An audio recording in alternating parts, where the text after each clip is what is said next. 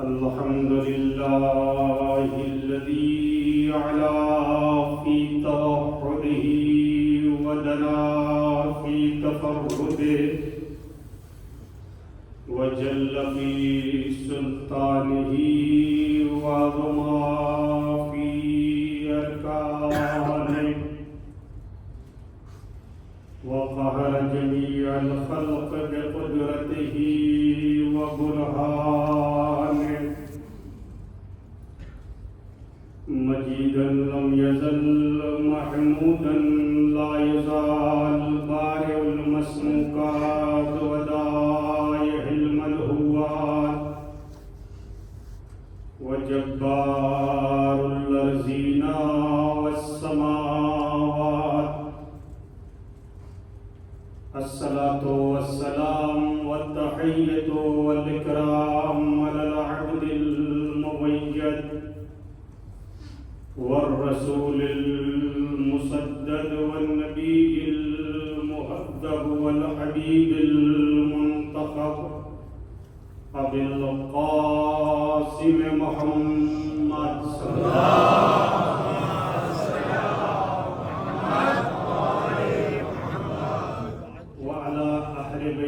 الطيبين الطاهرين المعصومين المظلومين واللعنة على أعدائهم أجمعين من يومنا هذا إلى قيام يوم الدين أما بعد عن الإمام الحسين عليه السلام إني لم أخرج أشرا ولا بكرا ولا مفسدا ولا ظالما إنما خرجت لطلب الإصلاح في أمة جدي أريد أن آمر بالمعروف وأنهى عن المنكر وأسير بسيرة جدي وأبي علي ابن أبي طالب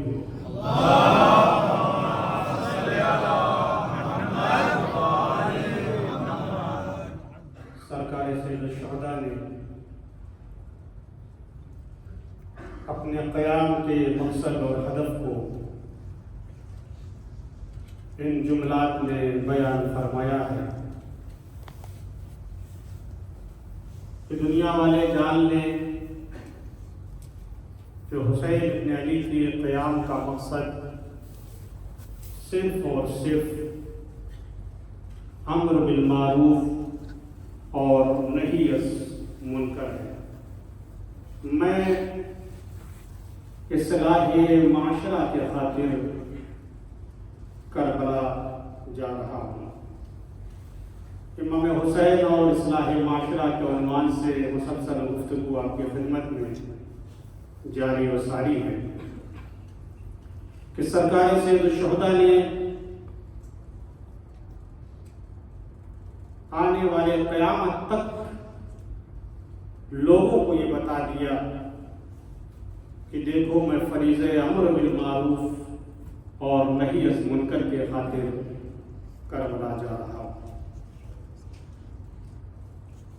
ہر پسندیدہ نیک اور اچھے کام کو معروف کرتے ہیں اور ہر برے کام جس سے عقل اور شرع انسان کو منع کرتی ہو اسے منکر کہتے ہیں۔ نیکیوں کی طرف دعوت دینے کو امر بالمعروف کہتے ہیں اور برائیوں سے بے حیائیوں سے روکنے کو نہی عن منکر کہتے ہیں۔ یہ ایک عمومی فریضہ ہے، یہ سب کا فریضہ۔ قرآن مجید نے اس عمومی فریضے کو اعلان کرتے ہوئے کہا وَلْتَكُن مِّنكُمْ أُمَّةٌ يَدْعُونَ إِلَى الْخَيْرِ وَيَأْمُرُونَ بِالْمَعْرُوفِ وَيَنْهَوْنَ عَنِ الْمُنكَرِ۔ تم لوگوں میں سے ایسے گروہ کا ہونا ضروری ہے جو لوگوں کو معاشرے میں نیکیوں کی طرف دعوت دیں برائیوں سے روکیں۔ عزیزان محترم، خدا کے نزدیک قابل قدر قوم وہ نہیں ہے جس کے پاس طاقت زیادہ ہو۔ اللہ کے نزدیک سب سے بہتر قوم وہ نہیں ہے جس کے پاس قدرت سب سے زیادہ ہو۔ اللہ کے پاس وہ قوم سب سے بہتر نہیں ہے جس کے پاس مال ہو، دولت ہو، بلکہ قرآن کہہ رہا ہے کہ اللہ کے پاس سب سے بہتر قوم، سب سے بامنزلت قوم، سب سے بافضیلت قوم وہ ہے جو فریضہ امر بالمعروف اور نہی عن المنکر کو انجام دیتی ہو۔ ایک صلوات پڑھیں محمد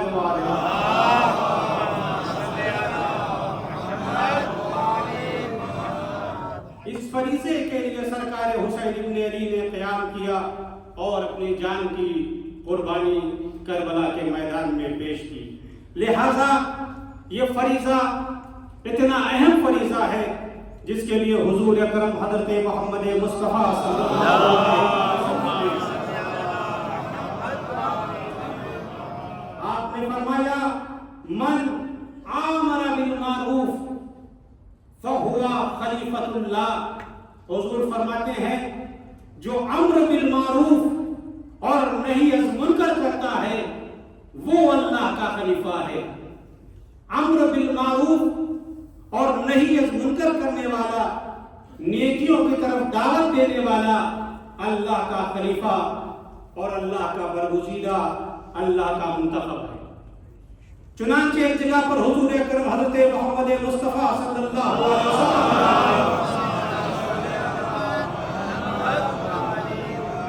آپ نے فرمایا اذا تواکل الامر امتی، جب یہ ہماری امت امر بالمعروف کو، فریضہ امر بالمعروف کو ترک کر دے، فلیاذنوا بوقوع من اللہ، تو اللہ کی طرف سے عذاب کے منتظر ہو جائے، اللہ کی طرف سے عذاب کا انتظار کرنے لگے۔ پانچویں امام محمد باقر علیہ السلام نے ارشاد فرمایا اوحی اللہ تعالی الی شعیب، کیونکہ بعض لوگ ہوتے ہیں معاشرے میں، سوسائٹی میں ہوتے ہیں، وہ گناہوں کے معاملے میں، گناہوں کے بوجھ میں خاموش رہ جاتے ہیں۔ ہم سے کیا مطلب، عیسیٰ والے عیسیٰ کے دین پر، موسیٰ والے موسیٰ کے دین پر، نہیں، ایسا نہیں ہے، بلکہ وہ ایک معاشرے میں زندگی گزار رہا ہے، ایک سوسائٹی میں زندگی گزار رہا ہے، تمہارا معاشرہ ہے، تمہاری سوسائٹی ہے، لہذا تمہاری ذمہ داری ہے کہ امر بالمعروف نہی عن المنکر کرو۔ مولا فرماتے ہیں اوحی اللہ تعالی الی شعیب النبی، اللہ نے شعیب نبی کی طرف وحی نازل کی، ان اللہ معذب، اللہ تعالیٰ بے قوم کا تمہاری قوم کو، تمہاری قوم پر عذاب بھیجنے والا ہے، تمہاری قوم پر عذاب نازل ہونے والا ہے۔ 1,00,000 آدمی مورد عذاب، میری پوری بستی گویا عذاب میں مبتلا ہونے والی ہے، مگر ایک شعیب نبی جس میں 40,000 ایسے افراد ہو من شرارہم، جنہوں نے فتنہ کیا ہے، فساد برپا کیا ہے، گناہ کیا ہے، وَسِتِّينَ من خیارہم، اور 60,000 لوگ ایسے ہیں جو نیک لوگ ہیں، جو گناہوں کے مقابلے میں خاموش ہیں۔ جناب شعیب نے اللہ سے دعا کی، پالنے والے یہ بات تو سمجھ میں آ رہی ہے کہ تو گناہگاروں پر عذاب بھیجے گا، گناہگاروں کو عذاب میں مبتلا کرے گا، فما بال الاخیار بال العار، یہ اچھے لوگوں نے، یہ نیک لوگوں نے کیا کیا ہے، ان پر عذاب کو کیوں نازل کر رہا ہے؟ ارشاد ہوا یہ لوگ وہ ہیں جنہوں نے گناہگاروں سے ساز باز کر رکھا تھا، گناہوں کی وجہ سے یہ غضبناک نہیں ہوئے، لہذا یہ بھی عذاب کے مستحق قرار پائے ہیں۔ ایک صلوات بھیجے محمد والے۔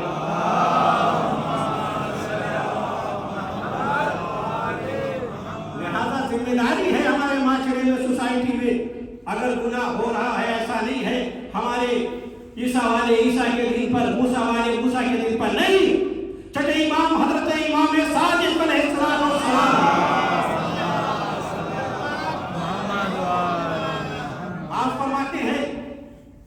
آپ فرماتے ہیں برائی آگ کی طرح ہے، آگ کی طرح ہے، اگر نہ روکا گیا تو سارے معاشرے کو جلا کر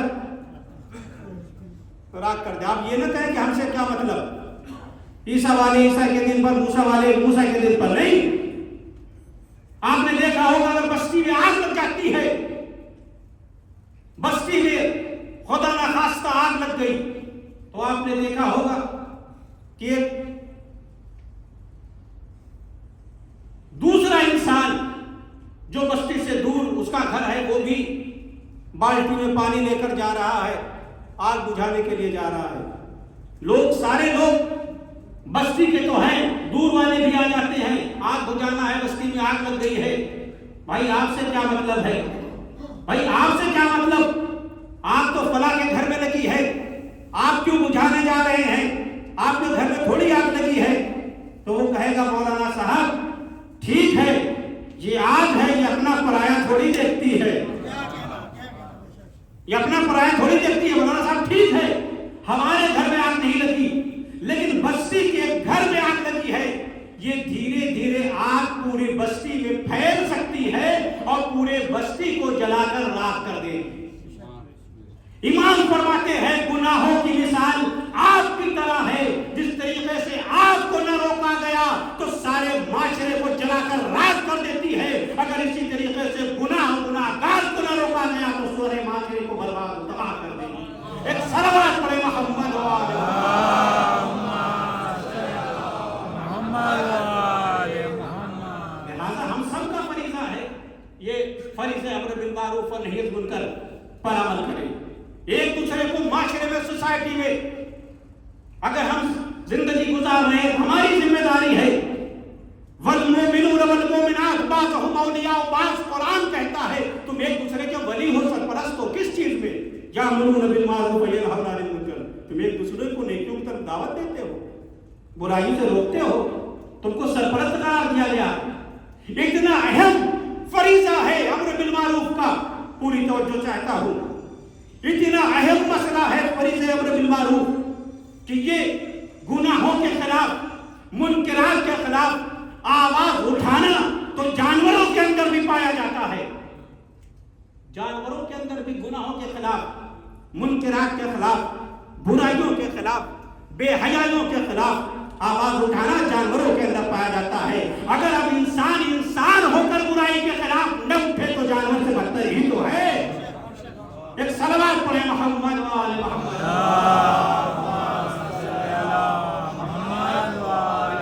ٹھیک ہے نا، اتنا اہم فریضہ ہے، فریضہ امر بالمعروف نہی عن المنکر۔ جانوروں کے اندر یہ جذبہ پایا جاتا ہے، جانور بھی جانور ہو کر منکرات کے خلاف شکایت کرتا ہے، گناہ کے خلاف آواز بلند کرتا ہے۔ آئیے آپ کو قرآنی شواہد آپ کے سامنے میں پیش کرتا ہوں کہ کس طریقے سے جانور ہو کر گناہ کے خلاف آواز بلند کرتا ہے، اس کی شکایت کرتا ہے۔ سورہ نمل موجود ہے، چنانچہ ارشاد ہو رہا ہے حشر لسلیمان وجنودہ من الجن والانس والطیر فہم یوزعون۔ پوری توجہ، گفتگو کیا کرنی ہے، یہ اتنا اہم فریضہ ہے کہ جانوروں کے اندر بھی منکرات کے خلاف، گناہوں کے خلاف آواز اٹھانا جانوروں کے اندر بھی پایا جاتا ہے۔ قرآن نقل کر رہا ہے، سلیمان کا واقعہ نقل کر رہا ہے۔ حشر لسلیمان وجنودہ من الجن والانس والطیر فہم یوزعون۔ جناب سلیمان کا اقتدار تمام چیزوں پر ہے، جنات کے اوپر ہے، انسان کے اوپر ہے، چرند پرند تمام چیزوں کے اوپر جناب سلیمان کا اقتدار ہے۔ ساری چیزیں مرتب جناب سلیمان کے پاس موجود ہے۔ اس کے بعد لکھا ہے دربار سجا ہوا ہے جناب سلیمان کا۔ پوری توجہ چاہتا ہوں، کیا کرنا ہے کہ گناہ کے خلاف آواز اٹھانا جانوروں کے اندر، منکرات کے خلاف آواز اٹھانا جانوروں کے اندر بھی یہ جذبہ پایا جاتا ہے۔ دربار سجا ہوا ہے سلیمان کا۔ ایک مرتبہ قرآن نے کہا وَتَفَقَّدَ الطَّيْرُ فَقَالَ مَا لِيَ لَا أَرَى الْهُدْهُدَ أَمْ كَانَ مِنَ الْغَائِبِينَ۔ جناب سلیمان نے ایک مرتبہ نظر کی تو کہا ہدہد نظر نہیں آیا، ہدہد نظر نہیں آ رہا، ہم کان من الغائبین، کیا یہ غائب ہے بغیر اجازت کے؟ دیکھیں الہی حکومت اور ہوتی ہے، دنیاوی حکومت، دنیا والے کو نہیں معلوم رہتا کون آیا کون نہیں، لیکن یہ الہی نمائندے ہیں، ان سے پرندے کی غیبت بھی اوجھل نہیں ہو سکتی۔ اب سمجھ میں آیا کہ الہی رہنماؤں کو کی حکومت کس حد تک ہوتی ہے۔ معصوم کی حکومت ہے وَتَفَقَّدَ الطَّيْرَ فَقَالَ مَا لِيَ لَا أَرَى الْهُدْهُدَ أَمْ كَانَ مِنَ الْغَائِبِينَ۔ تو ہدہد کہاں چلا گیا؟ بغیر اجازت کو ہدہد چلا گیا۔ جناب سلیمان نے کہا کہ بغیر اجازت کے گیا ہے، بغیر بتائے ہوئے گیا ہے، اسے آج میں سزا دوں گا۔ قرآن کے الفاظ ہے لَأُعَذِّبَنَّهُ عَذَابًا شَدِيدًا أَوْ لَأَذْبَحَنَّهُ أَوْ لَيَأْتِيَنِّي بِسُلْطَانٍ مُبِينٍ۔ آج تو اسے ہم ذبح کر دیں گے یا اسے شدید عذاب دیں گے، یا یہ کہ یہ کسی محکم دلیل کے ساتھ آئے کہ کس لیے غائب ہے، اور فرما رہے ہیں کس لیے غائب ہے۔ اور ہدہد بھی جانتا تھا کہ سلیمان اچھے خاصے ناراض ہو کے بغیر اجازت کے آیا ہے۔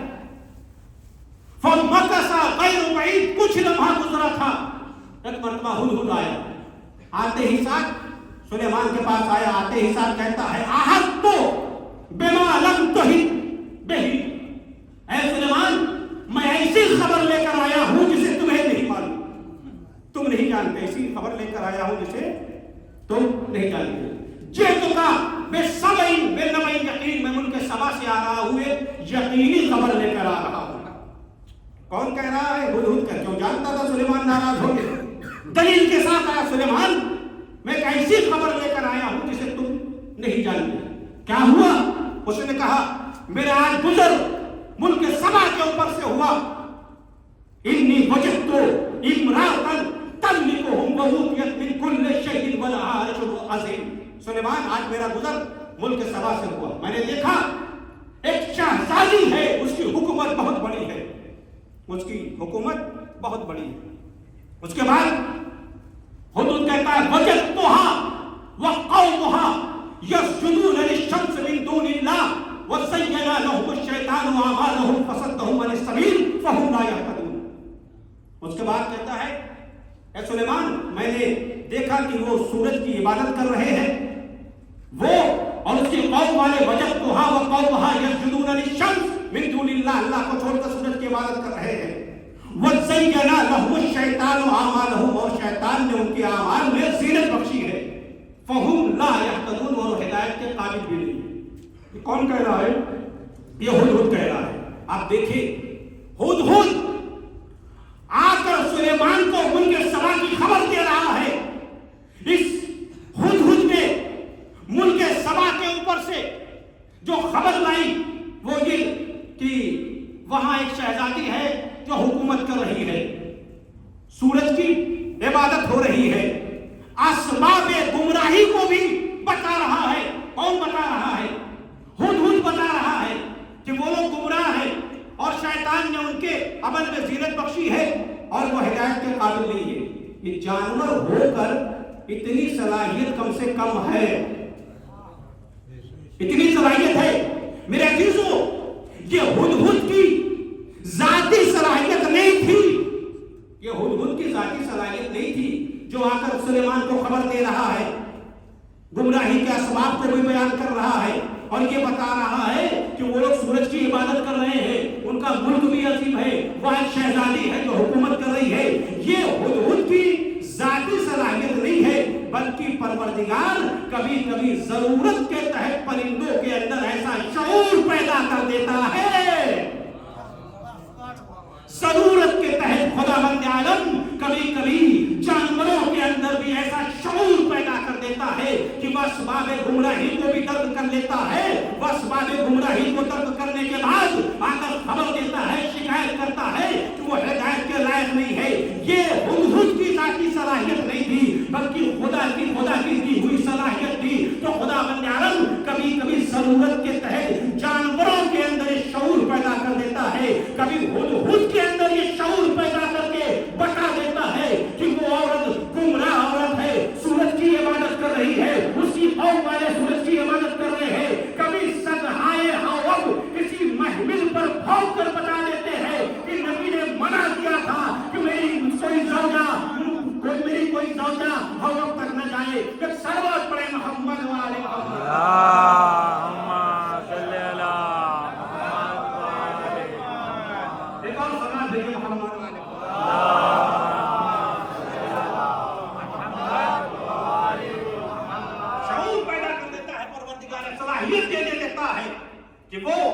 असबाब गुमराही को और उनके जलालत को आकर नबी खुदा के सामने ये बयान कर रहा, हुदूद बयान कर रहा है। हुदूद कह रहा है वजदतुहा व कौमुहा यसजुदून लिश-शम्स मिन दूनिल्लाह।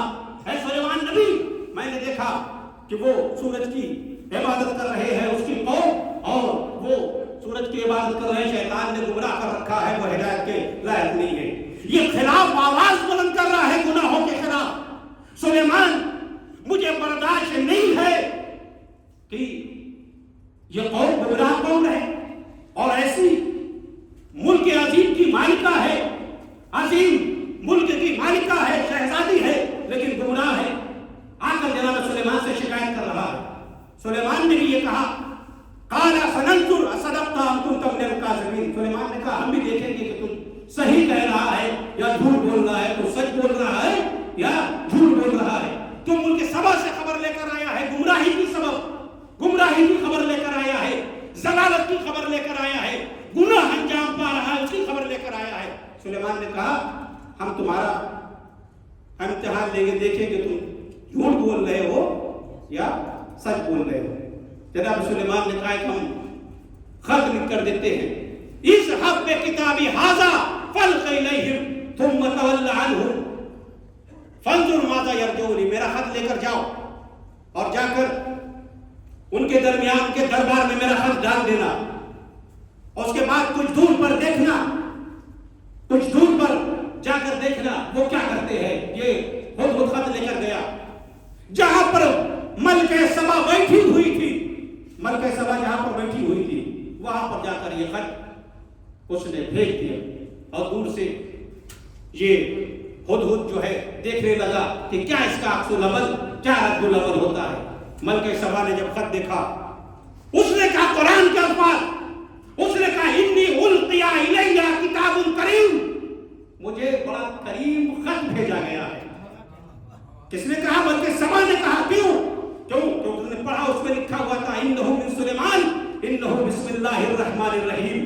चूंकि अल्लाह के नाम से आगाज था, इसका मतलब ये है कि जो तहरीर अल्लाह के नाम से आगाज होती है वो करीब होती है, मोहतरम होती है। एक सलवात पढ़े मोहम्मद वाले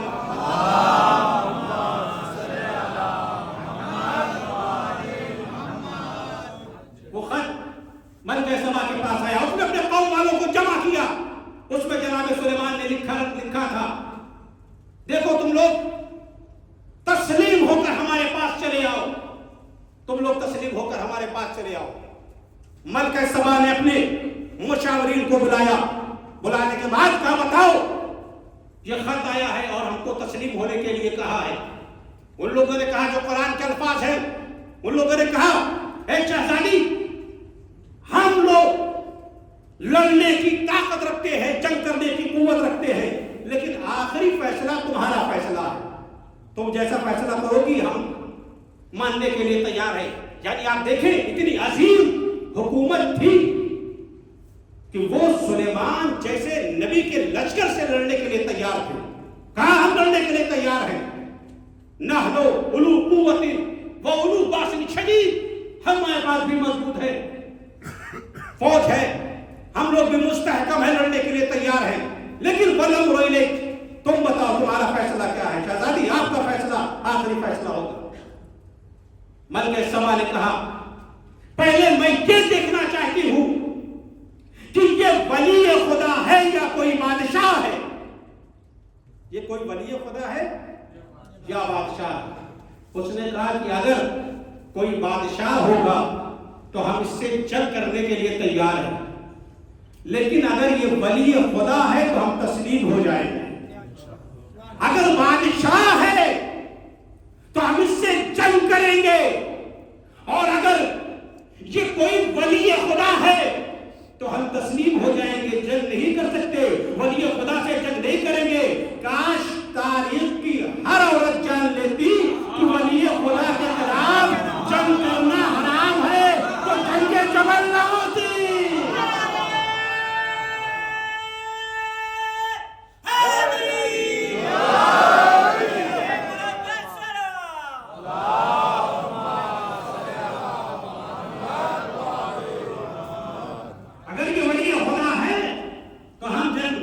کریں گے. بادشاہ ہے تو ہم اسے جنگ کرنے کے لیے تیار ہیں. کہا کیسے معلوم کیا جائے یہ بادشاہ ہے یا ولی خدا ہے؟ کہا ایسا ہے کہ ملک سبا کا عظیم تحفہ اس کی بارگاہ میں بھیجا جائے، کیونکہ بادشاہ ہدایہ کو، تحفے کو، تحائف کو بہت زیادہ پسند کرتے ہیں. کہا ملک سبا کا قیمتی تحفہ اس کی خدمت میں بھیجا جائے. اگر قبول کر لیا تو سمجھ لیں گے بادشاہ ہے، اگر قبول نہ کیا تو جان لیں گے ولی خدا ہے. اور وہ معروف کی طرف ہمیں دعوت دے رہا ہے، ایمان کی طرف دعوت دے رہا ہے. لہذا لکھا ہے کہ ملک سبا کا عظیم تحفہ، قیمتی تحفہ جناب سلیمان کی خدمت میں بھیجا گیا. کاروان ہدایہ سلیمان کی خدمت میں تحفہ لے کر آیا، اور یہ خوش تھے، اتنا قیمتی تحفہ ہے جسے دیکھ کر سلیمان خوشحال ہو جائیں گے. وہ یہ سوچ رہے جناب عظیم اتنا قیمتی تحفہ ملک سبا نے بھیجا ہے جسے دیکھنے کے بعد سلیمان خوش ہو جائیں گے. سلیمان کے بارگاہ میں آئے، دربار میں آئے. سلیمان نے دیکھا یہ ہدیہ آیا ہے، یہ تحائف آئے ہیں. جناب سلیمان نے کہا کیا تم لوگ ان تحائف کے ذریعے، تحفہ کے ذریعے مجھے فریب دینا چاہتے ہو؟ کیا تم لوگ اس کے ذریعے ہمیں فریب دینا چاہتے ہو؟ تمہارا تحفہ تمہیں مبارک ہو. نبی خدا نے آج اس تحفے کو انکار کر کے اپنی نبوت کو ثابت کر دیا. کل پیغمبر کے سامنے بھی مال کو پیش کیا گیا تھا، دولت کو بھی پیش کیا گیا تھا، تو آپ نے کہا تھا چچا جان آپ ان کافروں سے کہہ دیجئے اگر میرے ہاتھ میں چاند رکھ دے، ایک ہاتھ میں سورج رکھ دے، تب پر بھی میں اسلام کی تبلیغ سے باز نہیں آ سکتا. ایک صلوات پڑھے محمد والے.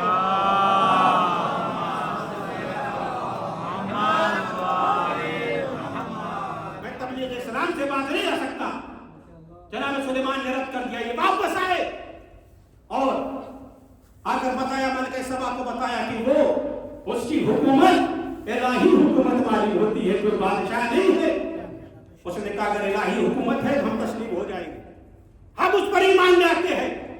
ادھر جناب سلیمان کو خبر ہوئی، سلیمان کا دربار سجا ہوا ہے، سلیمان کو خبر ہوئی جو ملک سبا تسلیم ہو کر آنا چاہتی ہے. تو جناب سلیمان نے اپنے دربار میں پوچھا کون ہے جو اس تخت کو ان سے آنے سے پہلے یہاں لا دے. تو ایک قال عفریت من الجن، اس نے کہا کہ میں قبل ان تقوم من مقامک، آپ اس سے پہلے کہ اپنے مقام سے اٹھے میں لا دوں گا. ظاہر سی بات ہے بعض لوگ ممکن ہے وہ کام کر لے مگر ان کی شان میں ہی ہوتا ہے کہ ان سے کام کرایا جائے. بھائی اتنی دیر میں تو لا دیتا نا سلیمان. نبی سے وہ کہہ رہا ہے اس سے پہلے کہ آپ کھڑے ہوں اور ہم آپ کی خدمت میں، آپ کے دربار میں ہو، اس کا تخت لا دیں گے. پھر جناب سلیمان متوجہ ہوں دوسرے سے، بھائی اتنی دیر میں تو لا دیتا نا، مگر لا تو دیتا. وہ بھی کہہ رہا تھا انہو لقوی امین، اور میں اس پر امیر ہوں، میں بات کا دھنی ہوں. مگر سلیمان جانتے ہیں تیری شان ایسی نہیں ہے. اس کے بعد اس نے کہا قال الذی من عنده علم من الکتاب، آصف برقیہ جن کے پاس کتاب کا ایک تھوڑا سا علم تھا، انہوں نے کہا یا نبی اللہ اس سے پہلے کہ آپ کی پلک جھپکے میں تخت کو آپ کی دربار میں لا دوں گا. اور جب تخت بلقیس دربار میں آیا تو جناب سلیمان کی زبان پر فقرہ جاری ہوا کہ اللہ میرا امتحان لینا چاہتا ہے، میں شکر کرتا ہوں یا کفران اختیار کرتا ہوں. آئی ملکہ سبا آئی، دربار میں آئی، حکومت کو دیکھا. حکومت کو دیکھنے کے بعد وہ جملہ جو قرآن کا جملہ ہے، اس نے کہا اسلمت مع سلیمان اللہ رب العالمین. سلیمان کی الہی حکومت کو دیکھنے کے بعد کہا میں سلیمان پر ایمان لے آئی ہوں. ایک صلوات ہے محمد والا.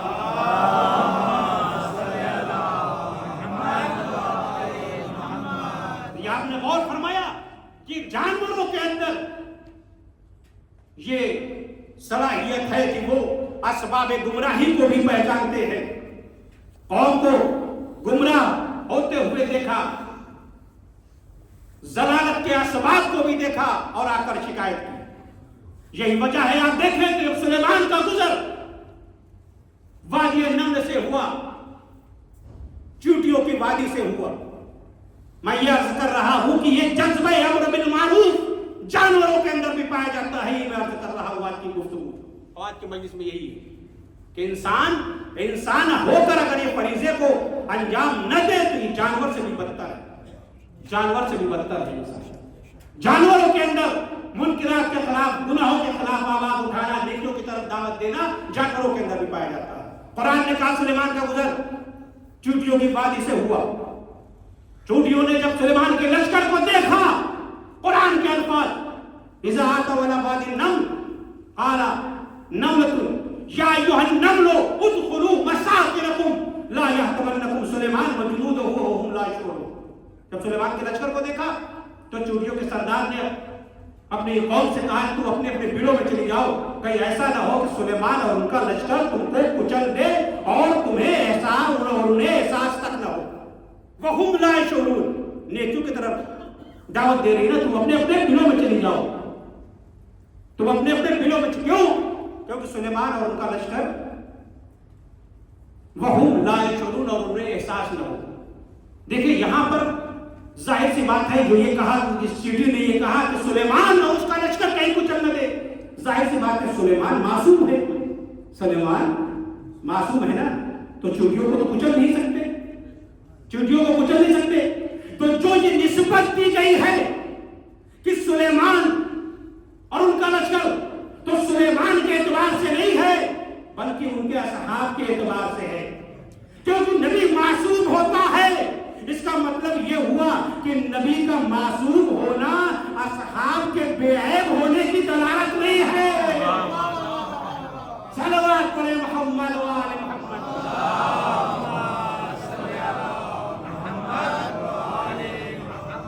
ایک اور سلوات بھیجیے بلند آواز سے.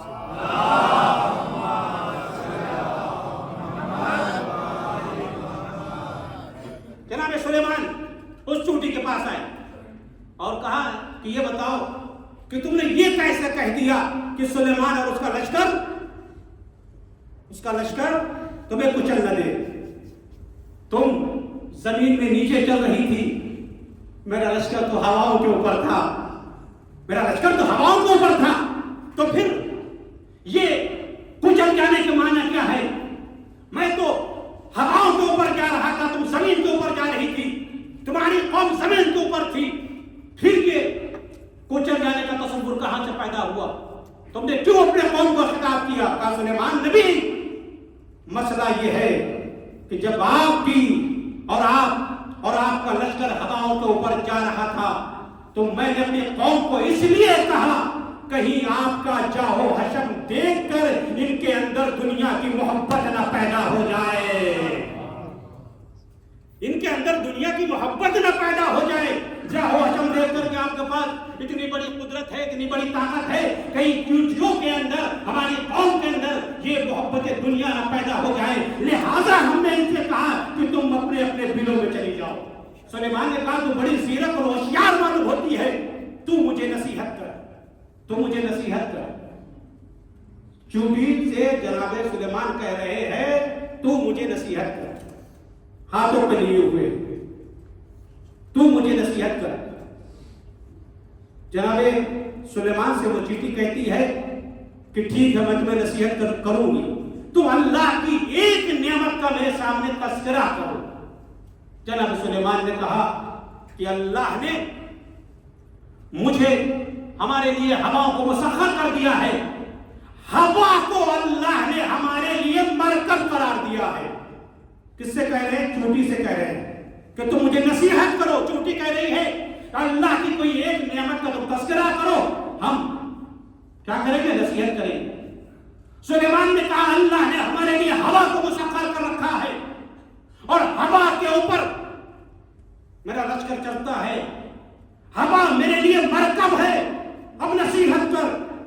چونٹی نے کہا اے سلیمان اسی سے اس دنیا کی بے اہمیتی کا پتہ لگا لینا کہ تمہاری حکومت کی بنیاد ہی ہواؤں کے اوپر ہے.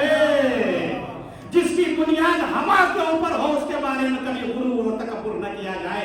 صلوات پڑھے محمد و آل محمد.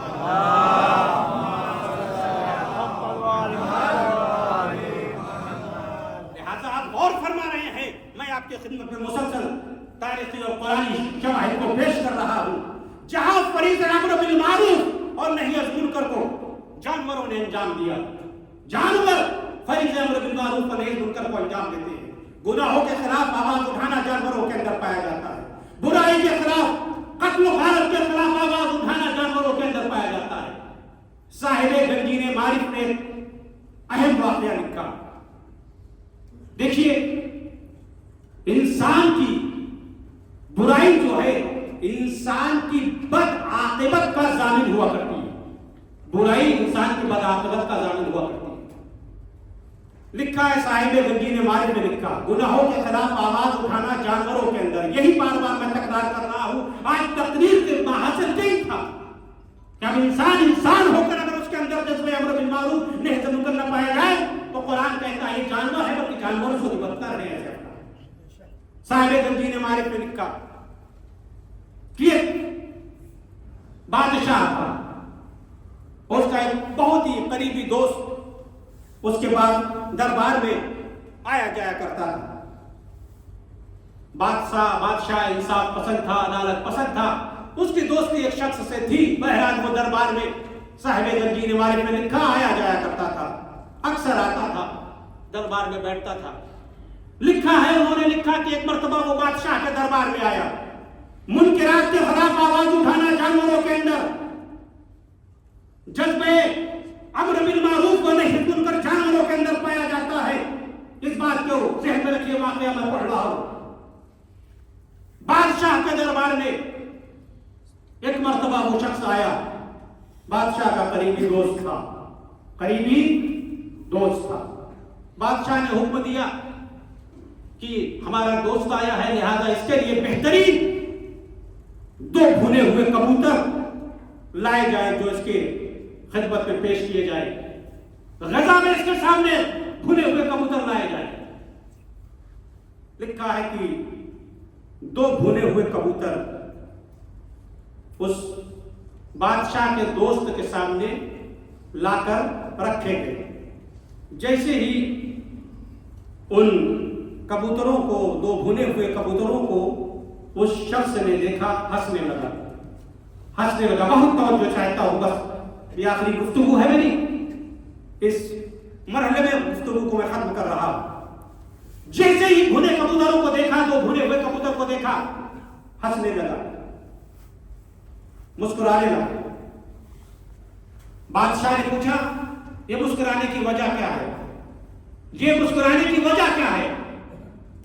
اس نے کہا مجھے ایک واقعہ یاد آ گیا. کہا کیسا واقعہ؟ کہا واقعہ یہ ہے کہ جب میں جوان ہوا کرتا تھا تو میں ایک راہزن تھا، ایک ڈکیت تھا. وہ واقعہ بیان کر رہا ہے بادشاہ کے دربار میں کہ 2 بھنے ہوئے کبوتروں کو دیکھنے کے بعد ہنسی مجھے اس لیے آئی کہ چونکہ جب میں جوان تھا، ایک راہزن تھا، ایک ڈکیت تھا. میں قافلے کو لوٹا کرتا تھا، ان کے مال کو چھین لیا کرتا تھا. ایک مرتبہ میں نے ایک تاجر کو، ایک مالدار انسان کو جنگل میں پکڑ لیا. پکڑنے کے بعد میں نے اس کے مال و دولت کو، اس کے پیسے کو چھین لیا. مال کو جب میں نے چھین لیا تو میں نے دیکھا کہ اس نے مجھے اچھی طریقے سے پہچان لیا ہے.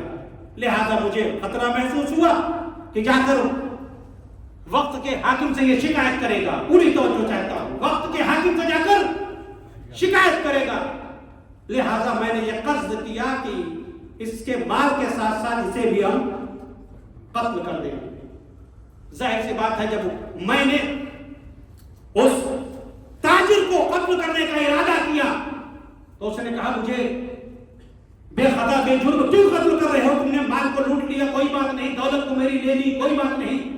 لیکن تم مجھے بے جرم مظلومانہ طور پر کیوں قتل کرنا چاہتے کہا کچھ نہیں، تم نے مجھے پہچان لیا ہے، مجھے خطرہ محسوس ہو رہا ہے، لہذا اس نے قتل کا ارادہ کر لیا۔ وہ کہتا ہے جب میں نے قتل کا ارادہ کر لیا اور اس تاجر نے دیکھ لیا کہ اب یقینی طور پر میں قتل ہو جاؤں گا، پوری توجہ چاہتا ہوں، میں یقینی طور پر قتل ہو جاؤں گا، تو جنگل ہے، صحرا ہے، ایک مرتبہ وہ تاجر ادھر ادھر دیکھنے لگا، میں تلوار لے کر آگے بڑھا، وہ ادھر ادھر دیکھ رہا ہے، میں نے پوچھا اس صحرا اور جنگل میں تم یہاں ادھر کیا دیکھ رہے ہو؟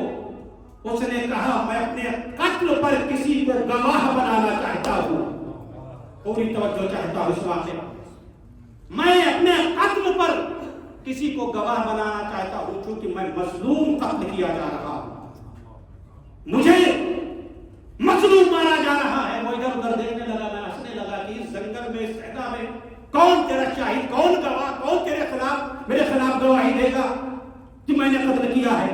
لکھا ہے، وہ کہتا ہے کہ میں نے جب قتل کرنے کا ارادہ کیا، وہ ادھر ادھر دیکھ رہا تھا اور اپنے گواہ کو ڈھونڈ رہا تھا، شاہد کو ڈھونڈ رہا تھا، کوئی شاہد آ جائے جس کے سامنے میرا قتل ہو اور وہ میری مظلومانہ شہادت کی گواہی دے۔ تو وہ کہتا ہے کہ دو اڑتے ہوئے کبوتر آئے اور آ کر پاس میں بیٹھ گئے جہاں میں اس تاجر کو پکڑے ہوئے تھا، لاکھ میں نے اڑایا اور ہٹایا، لیکن وہ کبوتر نہیں گئے، پھڑپڑاتے رہے لیکن اڑے نہیں، اور آخر میں نے اس کو قتل کر دیا۔ جیسے ہی میں نے قتل کیا، یہ دونوں کبوتر اڑتے ہوئے چلے گئے، اس جنگل سے چلے گئے۔ آج جب میں نے اپنے سامنے ان دو بھنے ہوئے کبوتروں کو دیکھا تو وہی منظر مجھے، واقعہ اور منظر مجھے یاد آ گیا کہ کس طریقے سے وہ تاجر ان دو کبوتروں کو اپنی مظلومانہ شہادت کے اوپر، قتل کے اوپر گواہ بنا رہا تھا۔ اتنا سننا تھا کیونکہ بادشاہ کا دربار انصاف پسند تھا، عدل پسند تھا۔ اس نے یہ سنا، غصے میں آ گیا، اس نے کہا سچ کہا، یہ وہی دو کبوتر ہیں آج اس مظلوم کی شہادت کی گواہی دینے کے لیے یہاں پر آئے ہیں، اور تو نے بھی جرم کو قبول کر لیا ہے، لہذا اس قتل کی سزا تجھے دی جائے گی۔ یہ کہہ کر اس نے حکم دیا اور اس کو قصاص کیا، اس کو بھی قتل کر دیا گیا۔ تو آپ نے غور فرمایا، جب ایک مظلوم کا، ایک عام مظلوم کا قتل کوئی نہیں چھپا سکتا، تو حسین مظلوم کا قتل دنیا کیا چھپاتی؟ صلوات پڑھیں۔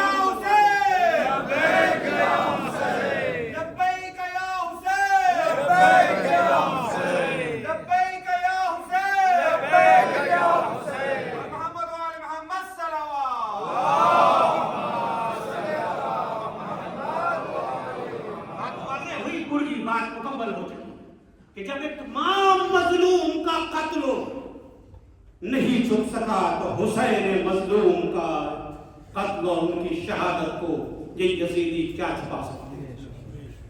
دور حیات آئے گا قاتل قضا کے بعد،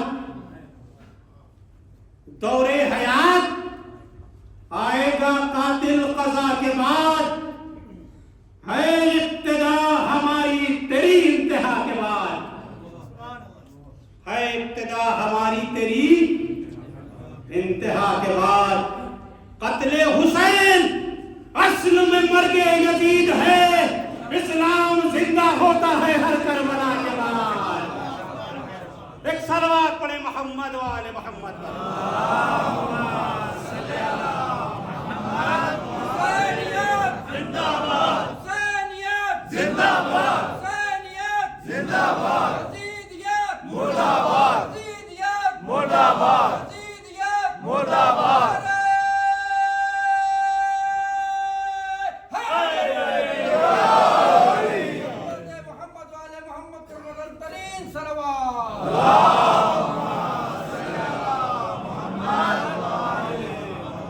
لاکھ یزیدیوں نے قتل حسین کو چھپانا چاہا لیکن چھپا نہ سکے۔ یہ حسینی قوم ہے جو شہادت حسین کو چھپنے نہیں دیتی. یہ محرم اور سفر کا مہینہ ہے جو ہم کو زندہ کیے ہوئے ہے.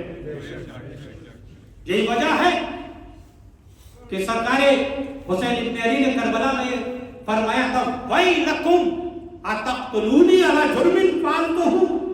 تم لوگ مجھے کیوں قتل کرنا چاہتے ہو؟ کیا میں نے کسی جرم کو انجام دیا ہے؟ مولا سوال کر رہے ہیں کیوں قتل کرنا چاہتے ہو؟ کیا میں نے کسی جرم کو انجام دیا ہے؟ ام علی سنت بدلتها. کیا کسی سنت کو میں نے تبدیل کیا ہے؟ ام علی شریعت غیرتها. کیا میں نے کسی شریعت کو تغییر دیا ہے، اس میں بدلاؤ کیا ہے؟ ام علی حق ترکتہ. کیا میں نے کسی حق کو ترک کیا ہے؟ کس بنا پر تم لوگ مجھے قتل کرنا چاہتے ہو؟ تو لوگوں نے کہا حسین جن اسباب شرعی کا آپ ذکر کر رہے ہو ان میں سے کوئی اسباب آپ کے قتل کے لیے نہیں ہے. کس لیے؟ اِنَّا نَقْتُلُكَ بُغْضًا لِأَبِيكَ. تمہارے بابا کے بغض میں ہم تمہیں قتل کرنا چاہتے ہیں، جنہوں نے ہمارے اشیاء کے ساتھ بدر و حنین میں ہمارے اشیاء کو قتل کیا. اتنا سننا تھا حسین ابن علی نے تلوار کو نکال دیا میں اپنے بابا کا دفاع کروں گا.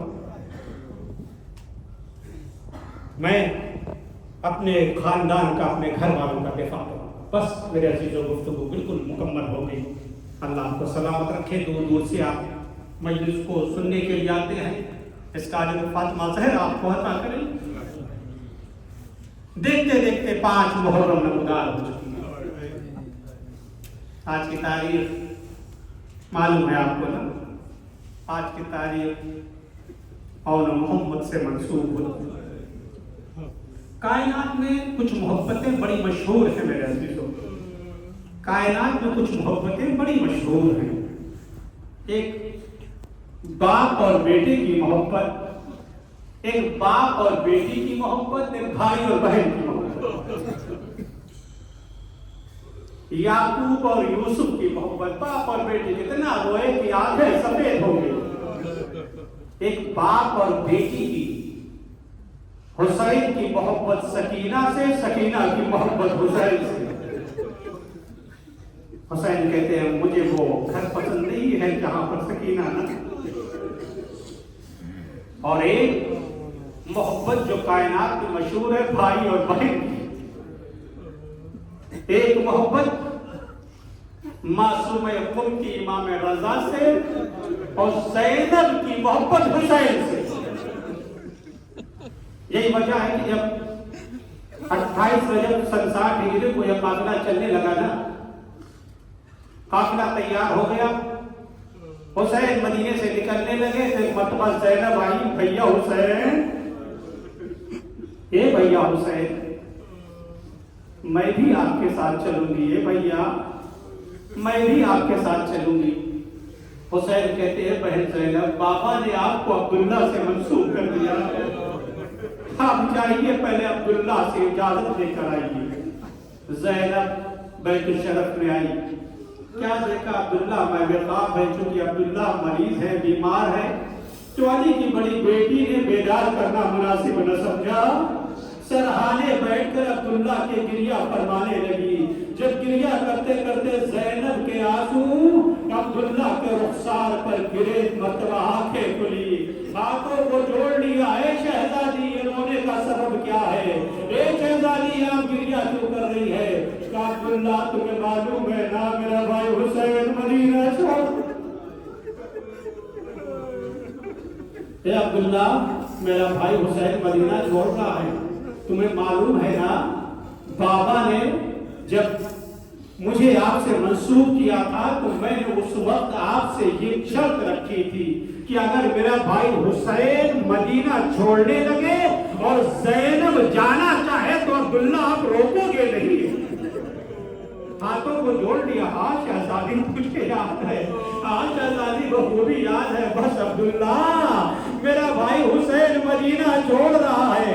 اے عبداللہ میں اپنے بھائی کے بنا زندہ نہیں رہ سکتی. عبداللہ نے کہا بی بی شہزادی آپ شوق سے تشریف لے جائیے، آپ جائیے شوق سے تشریف لے جائیے۔ شوہر کی اجازت ملی، زینب اٹھی، ابھی چند قدم آگے بڑھی تھی، ایک مرتبہ عبداللہ کی نہیں آواز آئی، اے زینب ذرا ٹھہر جاؤ۔ زینب بے قرار ہو گئی، عبداللہ مریض ہے، بیمار ہے، شاید جانے کی اجازت نہ دے۔ مڑ کر کہا عبداللہ آپ نے تو اجازت دے دی ہے نا، کہا شہزادی میں آپ کو جانے سے منع نہیں کرتا، مگر شہزادی آپ کا تنہا جانا مناسب نہیں ہے۔ اے شہزادی آپ اپنے ساتھ اور محمد کو بھی لیتے جائیے، اگر آپ کے بھائی پر کوئی وقت پڑ جائے اللہ سلامت رکھے، اللہ ان آوازوں پر رحمت نازل کرے۔ شہزادی اگر آپ کے بھائی پر کوئی وقت پڑ جائے نا تو انہیں میری طرف سے قربان کر دیجیے گا۔ اے میرے عزیزو، یہ بہن اپنے بھائی سے کتنا محبت کرتی ہے۔ لکھا ہے کہ جگہ جگہ پر زینب اپنے حسین کو روئی ہے شہادت کے بعد، کہیں پر اپنے بچوں کو زینب نے یاد نہیں کیا، جگہ جگہ پر حسین کو روتی رہی ہے۔ لکھا ہے کہ جب شام میں جب رہائی ملی ہے نا، سید سجاد نے آ کر کہا مکرمہ یزید نے ہم کو رہا کر دیا، اور کہتا ہے آپ یہاں رہیے چاہے مدینہ واپس چلے جائیے۔ کہا بیٹا یزید سے کہہ دو پہلے ہمارے لیے ایک مکان خالی کرا دے، ابھی تو ہم نے شودا کا دل کھول کر بات تبدیل نہیں کیا ہے۔ یزید کے حکم سے ایک مکان خالی کرایا گیا، بیویاں اس مکان میں جمع ہوئی، شام کی عورتیں بھی جمع ہوئی، اور یزید نے ایک ایک سر بیویوں کے درمیان بھیجنا شروع کیا۔ کبھی عباس کا سر آیا، زوج عباس نے بڑھ کر اٹھا لیا، کبھی قاسم کا سر آیا، ام فروہ نے قاسم کا سر اٹھایا، علی اکبر کا سر آیا، ام لیلا نے اٹھایا، ایک مرتبہ حسین کا سر آیا، ساری بیویاں استقبال میں آگے بڑھی، زینب نے سر حسین کو آغوش میں لیا اور گریہ کرنا شروع کر دیا۔ اس کے بعد علماء کہتے ہیں دو چھوٹے چھوٹے سر اور آئے، انہیں کوئی لینے کے لیے آگے نہ بڑھا۔ شام کی عورتوں نے کہا کاش کا ان بچوں کی ماں مر گئی ہے، کیا ان بچوں کی ماں مر گئی؟ اتنا سننا تھا زینب کا دل بھر آیا، اے شام کی عورتوں ایسا نہ کہو، ابھی یہ دشیا ماں زندہ ہے۔ لیکن ابھی میں اپنے بھائی حسین کا ماتم کر دے، جگہ جگہ پر حسین کا ماتم کیا ہے۔ معلوم ہے صرف ایک مقام پر اور محمد یاد آئے ہیں، جب یہ قافلہ مدینہ واپس آیا ہے نا، واپس آیا ہے، ایک مرتبہ عبداللہ کو خبر ملی ہے کہ یہ قافلہ مدینہ واپس آ گیا ہے۔ ایک مرتبہ سید سجاد کے پاس آئے اور آ کر ہاتھوں کو جوڑا، کہا، ہاتھوں کو جوڑنے کے بعد کہتے ہیں میں نے سنا ہے کہ آپ کی پھوپھی سفر سے واپس آ گئی، آپ ان سے کہیے کہ گھر تشریف لے چلے، گھر چلے۔ سید سجاد نے اشارہ کیا، اے پھوپھا جان آپ گھر میں جا کر خود سے کہہ دیجیے۔ عبداللہ سمجھ کے زینب اسی گھر میں ہے، گھر میں داخل ہوئے، کیا دیکھا؟ چاروں طرف دیکھ رہے ہیں کہ زینب نظر نہیں آ رہی ہے، چاروں طرف دیکھ رہے ہیں کہ زینب نظر نہیں، ادھر دیکھا ادھر دیکھا، زینب نظر نہیں۔ اچانک عبداللہ کی نظر پڑی، کیا دیکھا کہ دھوپ میں بیٹھ کر ایک ضعیفہ حسین کا ماتم کر رہی ہے۔ عبداللہ کو کچھ سمجھ میں نہ آیا، ایک مرتبہ اس ضعیفہ کے پاس گئے، جانے کے بعد کہا اے بی بی گھر میں تم نے کہیں زینب کو تو نہیں؟ زینب سمجھ گئی عبداللہ نے نہیں پہچانا۔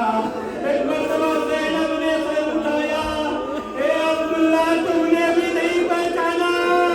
اے عبداللہ یہی تو زینب ہے، ہاتھوں کو جوڑ لیا بی بی، اے شہزادی تیرے کمر سے بھی آپ کا کیا حال ہے؟ اے عبداللہ کچھ نہ پوچھو، کربلا میں ہم اجڑ گئے۔ अब्दुल्ला कुछ ना पूछो, हम करबला में उतर रहे, 2-4 जुमले हुए और कहूँगा मैं, बस सुनते जाइए मसाइल।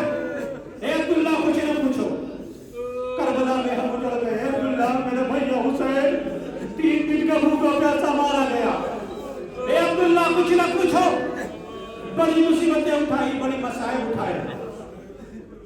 एक मर्तबा ज़ैनब कहती है, अब्दुल्ला ज़ैनब तुमसे शर्मिंदा। ए अब्दुल्ला ज़ैनब तुमसे भी शर्मिंदा। शहजादी कैसी शर्मिंदगी? का अब्दुल्ला जो तुमने अमानतें मेरे साथ दी, ए अब्दुल्ला जो तुमने अमानतें दी थी वो करबला में मुझसे छूट गई। कुछ देर तक गिरिया हुआ, उसके बाद अब्दुल्ला कहते हैं शहजादी चलकर हुजरे में वो मकाम जहां पर सिर्फ और मोहब्बत को ज़ैनब ने याद किया। अब्दुल्ला कहते हैं बीबी ए शहजादी चलकर हुजरे में कुछ देर आराम कर लीजिए। शौहर का हुक्म था। ज़ैनब उठी, हुजरे के दरवाजे पर अभी आई थी, अल्लाह जाने ज़ैनब ने क्या देख लिया। ज़ैनब के